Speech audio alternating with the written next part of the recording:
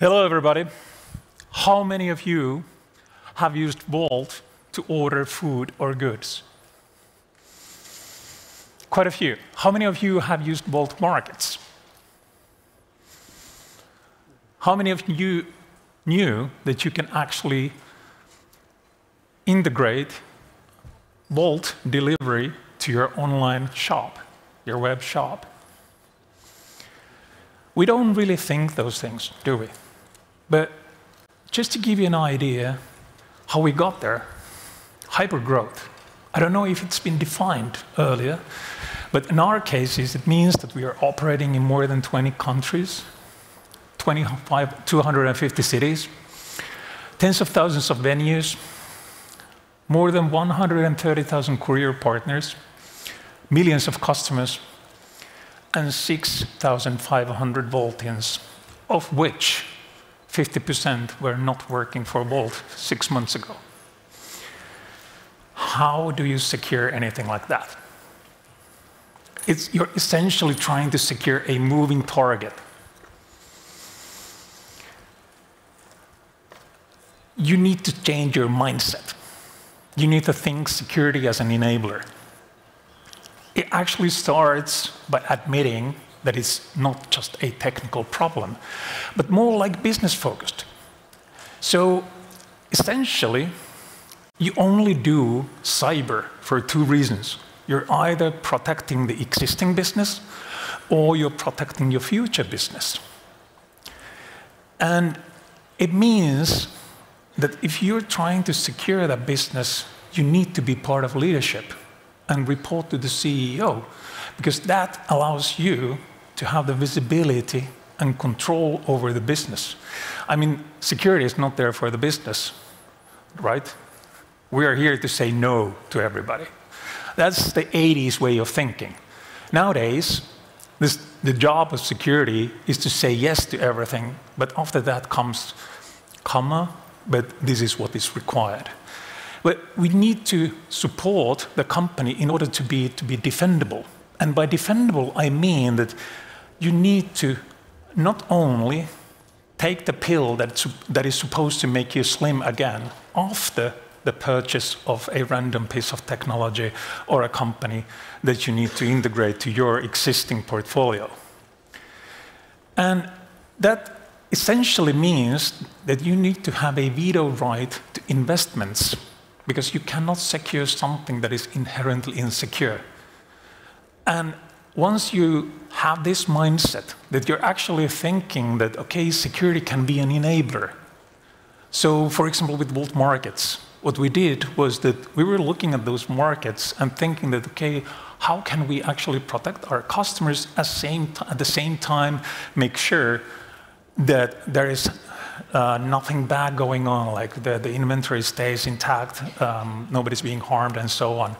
And what we ended up doing was that we integrated the physical access control system with the courier applications, that whenever a courier approaches a Vault market, the doors will automatically open because the backend systems know that this person is supposed to fetch a grocery bag from there.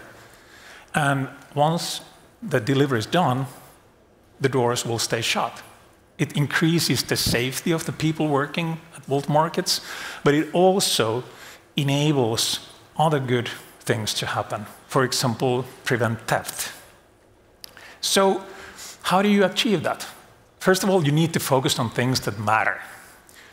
Rearranging the deck chairs on the Titanic won't really help, so it's better to put those small amount of resources that you have into good use. I've been in this industry for 30 years, and I'm not saying that I came up with this list, but these are the things that actually enable you to defend your company. The first two ones are increase the cost and decrease the value of an attack. I will quickly show you how I think that it could be done. And then restrict the attacker movement, embrace observability, and maximize the chances of detection. So the first two being increase the cost and decrease the value. Attackers think in graphs. If they are trying to harm your company, they need to jump through hoops. So as a defender, what you want to do, you want to maintain your reversed attack path map. So you define an unwanted business outcome, and then you map that into technical systems. And essentially you build up attacker stories that might enable that attack path to happen. So first you concentrate on existential threats. So what could be a potentially existential threat? Well, my definition of an existential threat is that it's something that could potentially kill your business, like completely. Most probably, depending on what kind of business you're in, it might be that it has something to do with availability. Somebody is conducting a denial of service attack, or maybe your company is being ransomwared. Somebody's encrypting all your data. Or maybe somebody steals your sensitive data. Or your money. Those are the most typical scenarios. But we as companies usually, like if you're part of any security team, you very often you're like, yeah, we have these servers to touch and we have things to do. You can just go and ask how many security teams are actually putting any effort into securing your financial processes. Usually that's a thing that is outside the realm of what security team does. And I challenge that thinking. You need to take a few steps back and see if there's actually something existential in your company, and then put your efforts into that. Obviously, once you're done with these things, well, once you have covered all the existential things, then you move on to really, really important things, and then important things, and hopefully someday to more mundane things, right? Then what you want to do is also restrict attacker movement. And we, well, I mean, cybersecurity professionals, we generally tend to talk about minimizing the attack surface, and it means multiple things. And when you use the Z word, meaning zero trust, it becomes even more complicated because each and every vendor seems to have their own version of zero trust. And usually it means that their portfolio is absolutely 100% compatible with zero trust. But what it essentially means is that you're controlling your devices. So you forget bring your own device. You want to have control over your endpoint devices. You want to have control over your identities, meaning authentication and authorization. And you want to have control over your services. There is no concept of local area network. So essentially, if you want to scale your operation, what it means is that you need to have these hygiene things under control. What you also want to do is you want to have a really, really good ingress and egress control over your services, meaning that the data that goes into your services and the data that leaves your services. So let's say that you have a huge AWS or a Google Cloud footprint, then your services will most probably talk to third parties as well, and you want to control that. I'm going to use Log4j as an example. We learned about that 8 o'clock in the morning on that Friday. By 11, we were almost fully protected. So within 3 hours, we were able to block all that harmful traffic.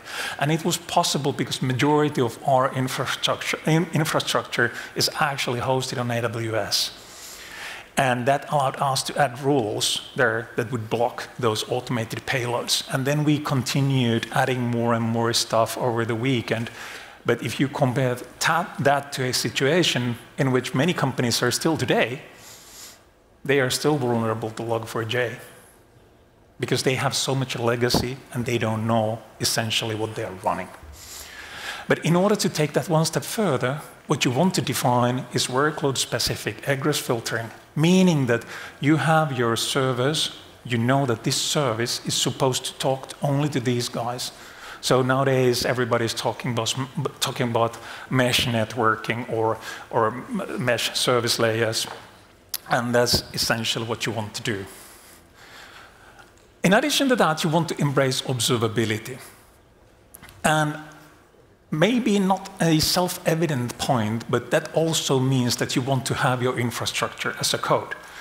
because this allows you to go back and see how your infrastructure was built. Once again, if I'm going to be using Log4j as an example, you can go there and see which packages and which versions of packages were used to build your infrastructure. You also want to, in combination with that, you want to have your own sane deployment practices. Everybody is now talking about SBOM or software bill of materials, like how did we deploy it? Majority of the deployment pipelines are broken. And if you're using old technology to do that, there is a good chance that in the event of any sort of anomaly or incident, you're not in a good place. Runtime observability, in our case, means that on our AWS instances, we have full visibility of what we are running and whether it complies with the rules that we have defined.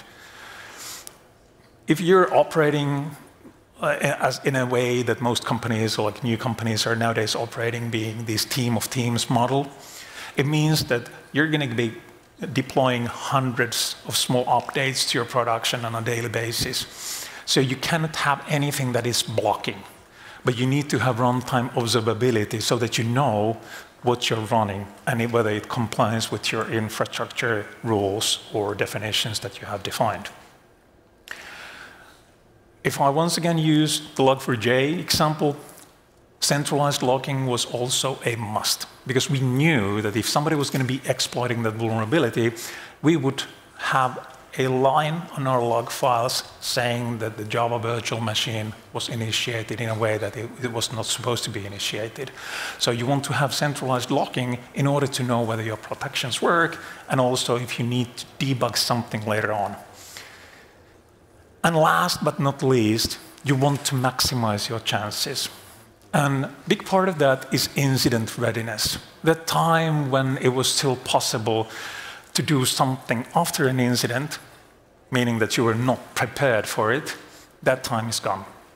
Especially if you have a good-sized cloud presence, you need to be prepared for that. You need to have the proper IAM roles in place. You need to have the proper procedures in place. You need to know how to collect evidence. You need to know how to analyze evidence. And trust me, it becomes increasingly more difficult if you're fully cloud-based. You want to automate alerts because we don't have people to read logs. So you're basically building your own security automation to see for those logical events that should never happen. But the last point I want to stress is canaries as a strategic tool. This is a thing called deception engineering. And quite a few companies have never done anything with this. The term canary comes from the old coal mine canary birds. So those miners would use canary birds to see whether it was safe to work there. The same idea works here. Instead, these are just small canary tokens. So there are these small pieces. They could be QR codes or AWS access tokens. They could be files. They could be VPN configurations. They could be complete fake services. And this is a super valuable tool. And many people, even those people who are aware of this, they are not using it. Just a quick question. If you know that your company is using canaries, how many of you have deployed those to your C-level staff computers? I don't see a single hand. And now the question is why? It costs you nothing and might stop that potentially existential thing happening to your company. So once you're done with all these, you're actually in a pretty good shape. I know it's a bit tall order. We're not there yet. And I actually think that there's going to be two types of companies. Ones that have a lot of legacy IT, a lot of legacy systems, possibly also some physical things, physical assets like factories, IoT, OT networks, and so on. This is going to be way harder for them. But if your company has been founded during the past 10 years or so, all the new companies will most probably go this way. and I'm happy to report that I'm working for one that is already here. Thank you.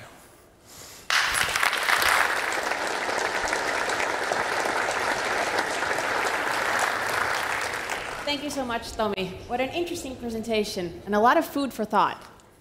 Now we have time for a single brief question. So whoever is first come, first serve, you can raise your hand and we'll get the mic over to you quickly. So if you want to ask a question or reflect, there we go. Thank you for a great presentation. How do you manage to convince the managers or the board that they need to invest in security, even though they might not have hit an incident before? That's a great question. So I know that it can be very, very difficult. I luckily work for a company where when I was interviewed for the position, I asked the CEO 3 questions. The first one was that I want to work under you, meaning that I want to report to the CEO. Yeah, that was fine. I want to fire everybody who's not skilled. And it was like, maybe. And the third one was that I want to have a veto right on all these technology investments. And they actually, they had a very, very good idea what they wanted. They wanted to build this. They wanted to bake security in. They wanted to use it as an enabler. So I know currently in my current role, I don't have that challenge because everybody understands that we are in the customer service business. Customers are actually entrusting us with their data, and we need to protect that data.